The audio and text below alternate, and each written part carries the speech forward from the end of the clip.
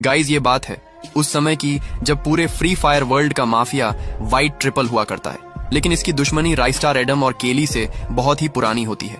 और एक दिन सही मौका देखते हुए ये अपने गैंग के एक बंदे से फोन करके उन तीनों को टंगवा कर जिंदा अपने पास लाने को कहता है। लेकिन राइस्टार का चेला कहता है कि अरे बॉस, आपको इतनी तकलीफ लेने की क्या जरूरत है, कहिए तो हम आपसे बात करते करते ही उनको टपकवा देते हैं।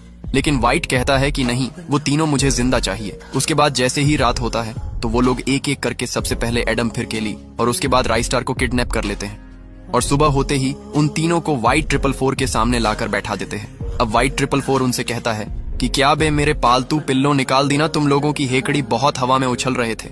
उसके बाद वो सीधे ही बिना कुछ सोचे केली को जान से मार देता है, जिसे देख राइस्टार और एडम की आंखें नम हो जाती हैं। उसके बाद वो एडम बेचारे को भी ऐसा लात मारता है कि वो कुछ दूर जाकर गिरता है, जिसके बाद अब वाइट का सबसे बड़ा दुश्मन बोले तो राइस्टार के ऊपर वो भी गन पॉइंट पर लेकर उसे डराने लगता है। तभी यह लोग देखते हैं कि एडम तो वहां से गायब हो चुका है। इसके बाद तो इन सभी की आंखों में डर समा जाता है और ये सभी एडम को कुत्ते की तरह ढूंढने लगते हैं, लेकिन एडम इनको नहीं मिलता है। तभी वाइट देखता है कि एडम तो राइस्टार को छुड़ाने में लगा हुआ है। उसके बाद वो उन दोनों के ऊपर गन पॉइंट पर ले लेता है और फायरिंग करने के लिए तैयार हो जाता है। अब आगे जो हुआ उसे देखने से पहले अगर आप भी मेरी तरह राइस्टार को पसंद करते हैं तो वीडियो को लाइक करके, चैनल को सब्सक्राइब करके कमेंट आई लव राइस्टार लिखो। लेकिन तब तक राइस्टार को एडम खोल चुका होता है और राइस्टार उठते ही कुर्सी को चलाकर उसे मारता है और उसके गन को उठाकर वाइट को हमेशा के लिए खत्म कर देता है।